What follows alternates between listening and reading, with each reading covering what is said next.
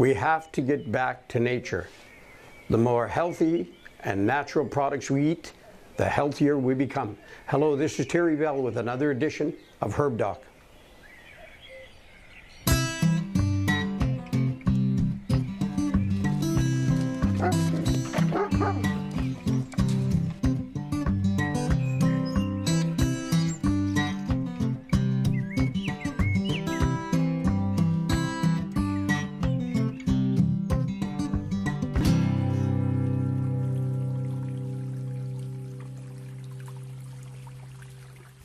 Hello, this is Terry Bell with another episode of Herb Doc. This is very different today. It's called Life After Death.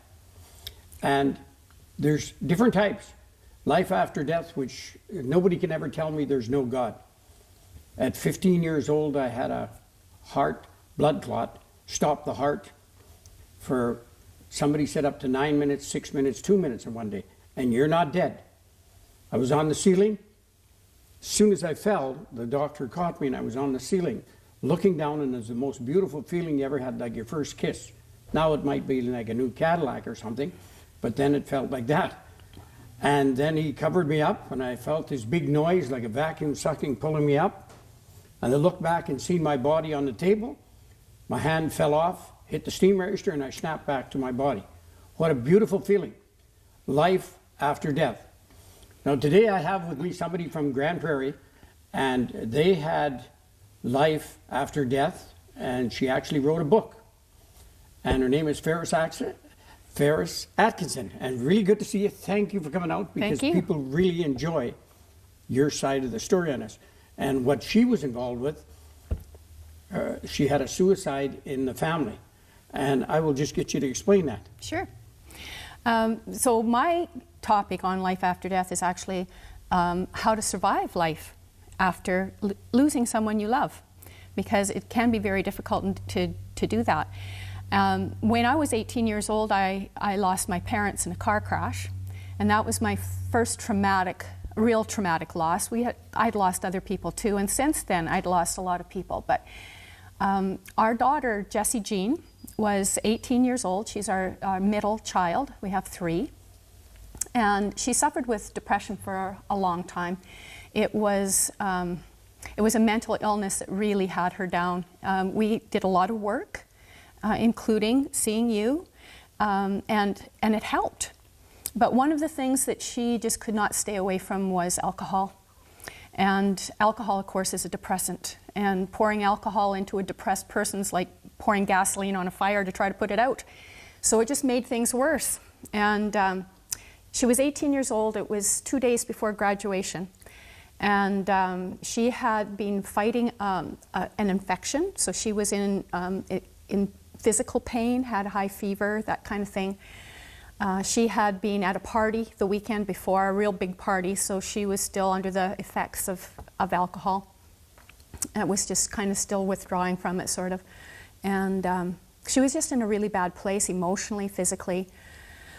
And she had attempted to kill herself years before, when she was in grade 9. It had started, it actually had been really bad at that point too. But 2 days before graduation, it was May 25th, 2000. And she took her own life in our home with a firearm. And her brother found her. It was the worst loss that I have ever felt. And it's something that a person doesn't get over. You don't get over it. But because I knew how to grieve, because I had a lot of practice at grieving, I knew I could do this. I knew I could. And I knew what I needed to do. And because of how I responded, a lot of people were surprised, and they said, how do you do this? You know, what is it? What is it that, you know, you've got some kind of secret that you're able to survive this the way you are? And I realized that maybe I had learned some things that were of value.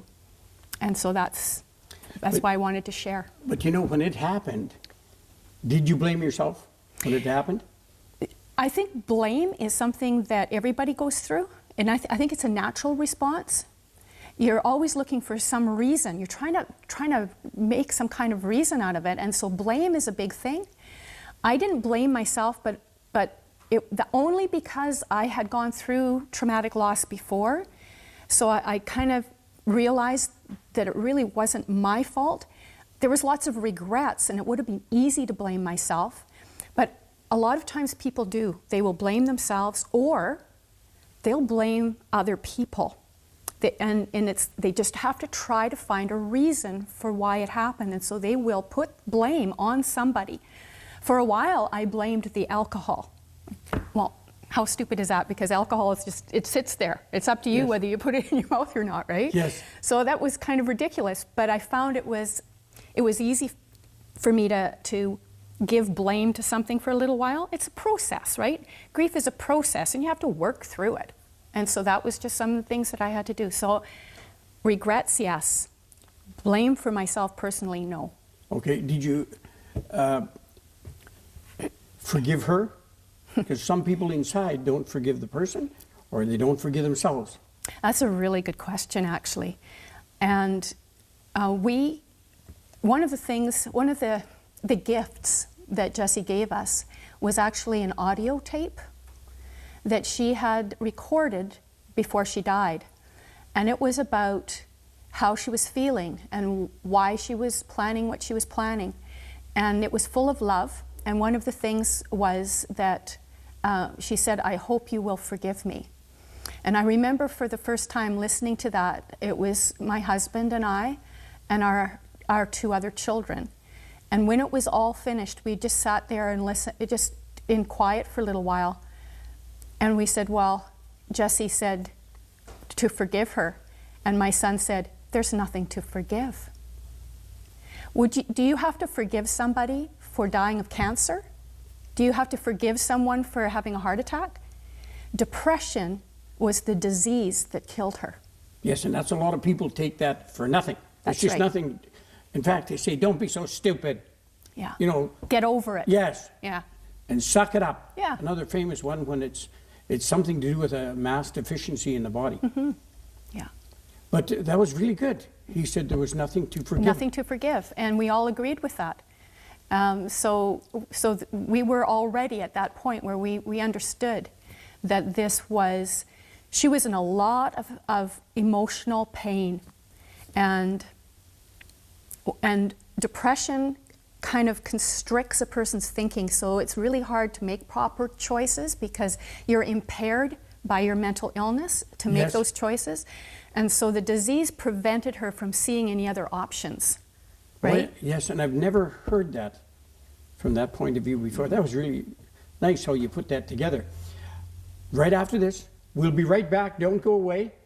This is Terry Bell and Faris Atkinson having a chat here in Selkirk, Manitoba. Be right back.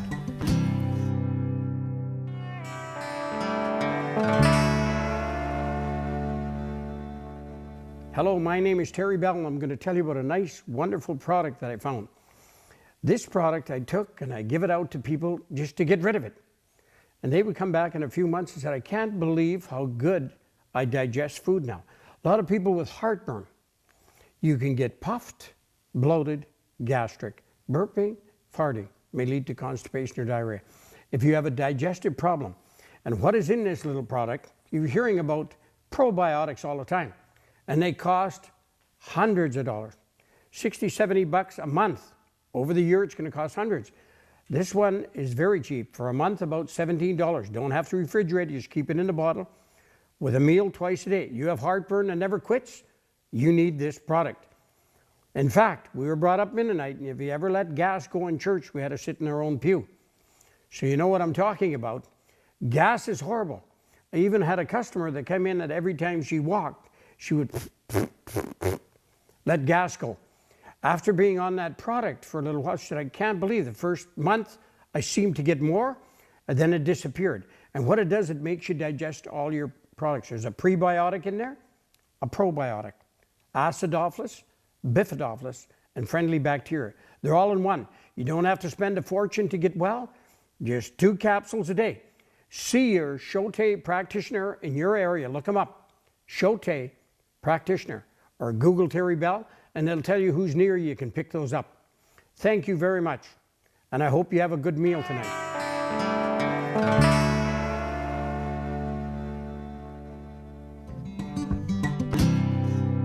Hello, this is Terry Bell back again, and I'm talking here, if you're just tuning in, with Faris Atkinson from Grand Prairie, Alberta. I forgot, I thought I was in Saskatchewan. Okay. And we're just talking about life after death. Life after death, and the fact that some family member died. So when a family member dies, it's bad enough. When a family member is killed, it's bad. But it's suicide. Is it different than from somebody just dying? It's a very complicated grief. Most often you don't get any kind of response. There's no note, there's nothing that tells you. Sometimes you don't even know. It's hard for you to understand that they actually took their own life. You're looking for a reason why they died, and you can't even imagine that it's that. But there's all these questions, right? And you were talking about blame before, and a lot of people do that. And guilt is huge with this. So it's a very complicated grief, and it's different from any other kind of grief. And so when people have lost a loved one to suicide, it's an extremely difficult process to get through. Grief on its own is exhausting. It's long, it's hard, and you have to move through it. And some people get stuck along the way. But it's very difficult, and it's very personal. Grief is very individual to every person. They all react differently, and so they react differently towards each other going through it. And that's true enough, because at a funeral, some people will hear about a death, or you're at the hospital, some people will throw a chair and smash it, the next one will go drunk, the other one will hide for days. They all act different according to them, eh? Some get drunk, show up at the funeral. But in your case, you know what, a lot of husbands and wives part when there's a suicide or a death in the family. How did you cope with that? Well, it has to do with first of all, having a good relationship to begin with, and having a really good trust relationship. And again, not blaming ourselves or each other. That was a big thing. And then the other thing is to be able to be open and talk about how we're feeling. Now, there was a time when, for instance, I would have a really, really bad day, missing her something awful and just having a really hard day. And my husband Terry, would be having a very good name. It's an excellent name. And he would be having an especially good day, like a really, really good day. And I would see that he was having this good day, and I didn't want to ruin it. So I wouldn't tell him how bad I was feeling. Well, you know what? I was ruining it anyway, because I was being, you can imagine. Yeah. I was being cranky and miserable. I wasn't nice to live with. So he was having a bad day anyway, having to put up with me having my bad day. Doesn't make any sense. I noticed that when I was having a particularly good day, he would be having a particularly bad one. Isn't it amazing how the universe works? We figured it out. I'm having a good day while you're having a bad one, so I'm strong enough to support you to get through this, and then vice versa. Yeah. So now, when Terry comes up to me and says, I'm having a really bad day, I know we just need to hug. We don't even have to say anything more, we just get it. And so if he's having a really, really bad day and things are rough for him, I know that's what he needs, and he knows that's what I need if I tell him that. So it's about communication. So first having that good foundation of a relationship, then not blaming each other, and then being able to have an open conversation with each other. That's really important. But I can see how people do split, because it isn't easy. It's tough. It boils back to love. Yeah.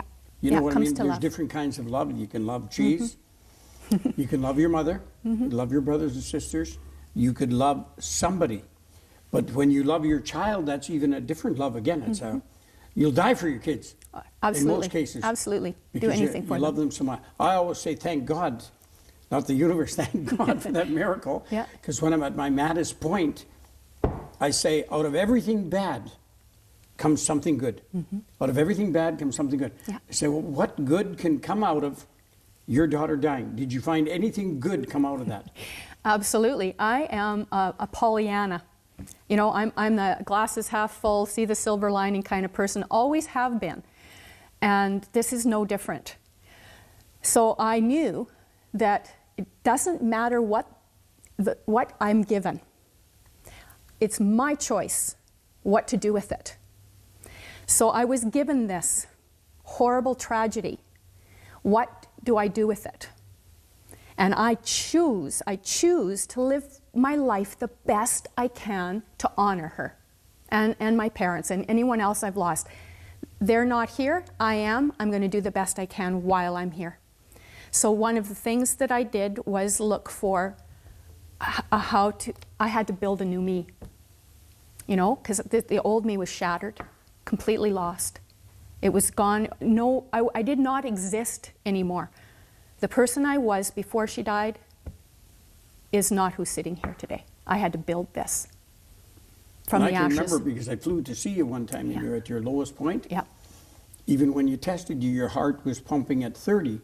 And if it hits 29, the body starts passing, like no hope to live. Broken heart. Yes, broken heart is right. And that's a big, big one. That's your life. How did your kids react to that? You had a daughter and a son. Yeah. Clint, his way was surrounding himself with his friends and doing a lot of physical things. His hockey. Hockey's always been an important part of his life, and it was his getaway, because he said his world disappears. His whole world is on the ice, and so that was a relief for him. And so that was very important. People, surrounding yourself with supportive people is really important, and he did that naturally, and just kept himself really busy. But he also promised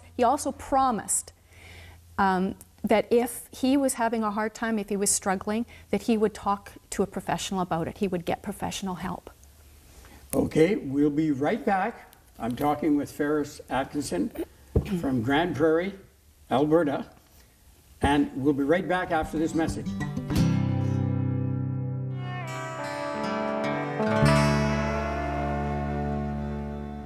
Hello, this is Terry from Herbal. I'd like to tell you, some days you don't even feel like yourself. You notice part of me seems like I'm not here.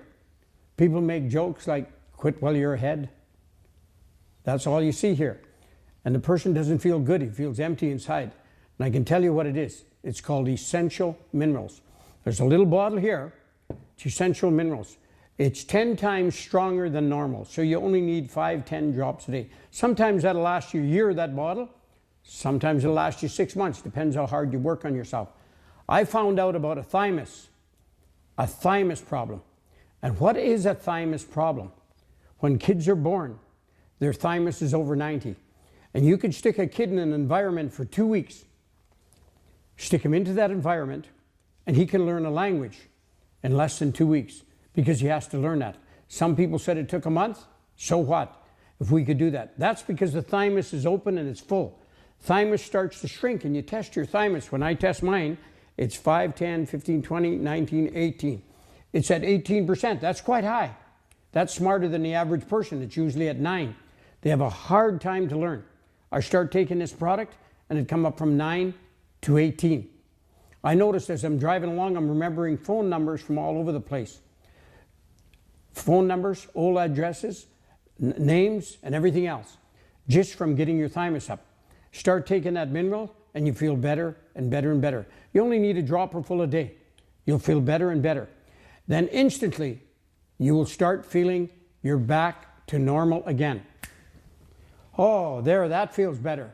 I feel like I'm myself again. Not part of me is missing. When you don't feel like yourself, you're missing minerals. Grab some essential minerals.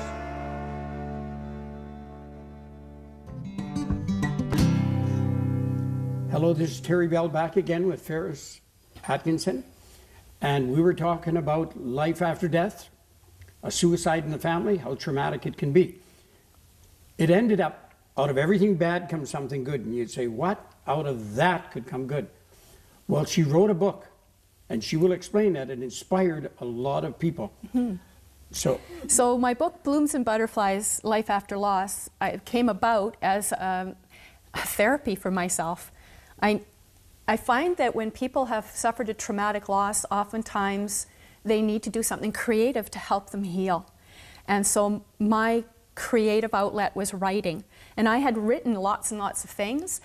And my husband Terry encouraged me to try to put this together in a book. And I had lots of other people saying, you should write a book, you should write a book. But Terry was really helpful in helping me to really push myself into making this a reality.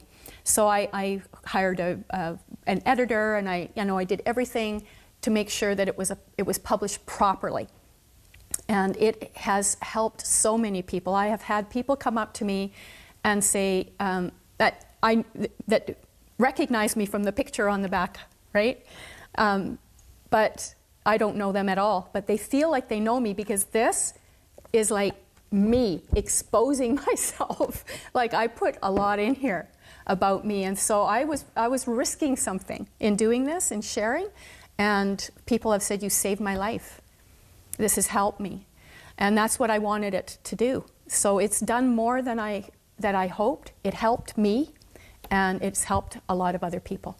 So what to you now? See, your life changed. Something happens traumatic. Yeah. What changed to make you amazing? Because I knew you before. Yeah. But you got a twinkle in your eye, a little better. But you named the other night when we were talking 6, 7 things that makes life worthwhile. Okay, so you need to, in order to be healthy, you have to have proper nutrition, right? Yes. You have to have your exercise. You have to have your sunlight and your vitamin D. You have to have proper sleep. You have to have someone you can talk to that won't judge you, that's just always there for you. And you need to surround yourself with kindness, because that helps to stimulate serotonin. Those are all natural things that we can do. But more than that, all of these things come together with an understanding that in our lives we need hope, joy, love, and peace. And they're all connected. So first of all, understanding that whatever I'm given, I have the power to choose what to do with it. Love is the support that we have around us. It is our friendships, our healthy relationships, our resources, our communities. And we each have a variety of communities in our lives, and it's all that love that helps to bring it together. And you know what? Where there's love, fear can't exist. So when I fill myself up with love, there's no fear here. I can't be afraid of anything. Why worry about it? There's love, right? The other thing is joy. And there are so many beautiful, wonderful, miraculous things that bring us joy in our lives. But when we have sorrow, when we have pain, when we have this emotional turmoil, overwhelming stress, we're blinded. We're so blinded we cannot see that which brings us joy. It's all there, we just can't see it. And so it's being able to allow that joy back into our lives, knowing we deserve it, and just bringing it in. It's kind of like, it's like a garden. There's that dark, cold ground, that dirt, and a beautiful garden can bloom from it. It's like the birth of a star. Out of darkness comes light. Yes. And so it's all part of that, and joy is part of that. And then there's hope. So when we have love and joy in our lives, we also automatically have hope. And when you can see that there's a light at the end of the tunnel, there's a purpose for our lives. And there's a purpose for being here. And I don't need to know what all my purposes are. I just know that I'm fulfilling purpose every single day when I'm interacting with people. Yes. And that gives me hope to keep going, right? And this love and the joy is all part of that hope, and looking towards what is possible. And these are all connected. They bring us peace. The hope, the love, and the joy all bring us peace. When we can embrace those, we've got peace. But more importantly, we have to understand that all of these are the wheels that help us move forward. They're the building blocks that we need to build our new life back up, to find that new me, that new normal. And they're all up to me. They're all our own personal choice. We choose the life. It's not what you're dealt, it's how you deal with it. It's how you deal with it, exactly. And you said something right out of the Bible. It says, of love, faith, and hope, of all these, love is the greatest. You see this, just showing somebody love. They can be wicked and mean. You show them love. Yeah. You don't want to retaliate and get that fire going more. That's and more. right. I was amazed how you've progressed.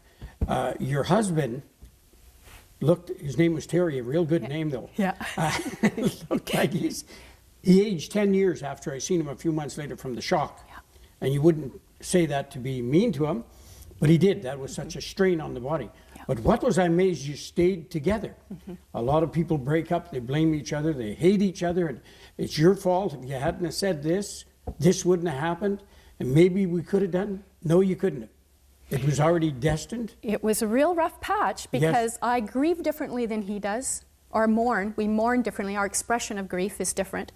And so that was, that brought up a lot of problems because my way of doing it and his way of doing it were different. But when we understood that, then that brought us closer together. Would you just point this to the camera and tell people how they can get it? So this is Blooms and Butterflies, Life After Loss. And right now, we haven't got it on the internet, but it's coming. www.myswallowtales.com. And that's Swallowtails, T-A-L-E-S for story, right? Swallow is my maiden name, so that's where that comes from. So now you know, myswallowtails.com, and it'll be coming available on the internet soon, along with other books. And because I wrote this in 2001, I'm also in the process of doing a supplement for it, so it'll kind of bring up more up-to-date resources and that kind of thing as well, and some other books that I'm working on. And I was going to get you to write the story on my life, write it down, and put it down, because a lot of people asking. Absolutely. Where did we come from in Sho-Tai and where it is today? I'd love to do that with you. Okay. Thank you. This is Terry Bell saying goodnight from Herbal. I'm with Faris Atkinson and Terry Bell. Thank you. And if you like the book, you'll see it on the internet and order it. Thank you again.